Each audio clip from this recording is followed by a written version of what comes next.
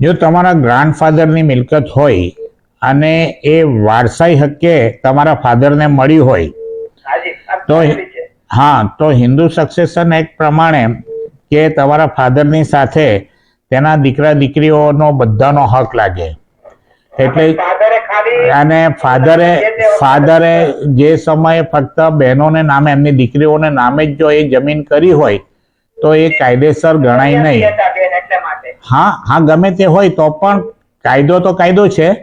એટલે એમને ફક્ત પોતાનો હક એમની દીકરીઓને આપવાનો અધિકાર રહે અને વારસાઈથી દીકરીઓને જે હક મળતો હોય તે પોતાને મળે, પણ દીકરાઓનો હક એ પિતા એ દીકરીઓને આપી શકે નહીં. અને એકવાર દીકરીઓના નામ પર જગ્યા થઈ હોય પોતાની જે વારસાઈથી અને પિતાના પોતાના હકથી, તો એ દીકરીઓ પોતાનો હક કોઈને પણ ટ્રાન્સફર કરી શકે, તબદીલ કરી શકે, વિલથી, વેચાણથી, બક્ષિસથી. ખેતીની જગ્યા હોય તો એ જરૂરી છે કે તબદીલ લેનાર ખેડૂત હોવો જોઈએ. જો તબદીલ લેનાર ખેડૂત ન હોય તો એ તબદીલી ગેરકાયદેસરની ગણાય. અને જ્યારે આવી તબદીલી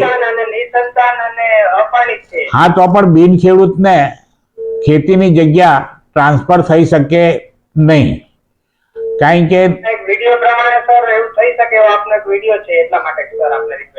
ના, એટલે નિસંતાન હોય અને એ વસ્તુ જુદી છે, પણ નિસંતાન પછી આડી લીટીના વારસદારોનો બી હક લાગે. અને નિસંતાન હોય તો જે લેનાર છે તે ખેડૂત હોવો જરૂરી છે.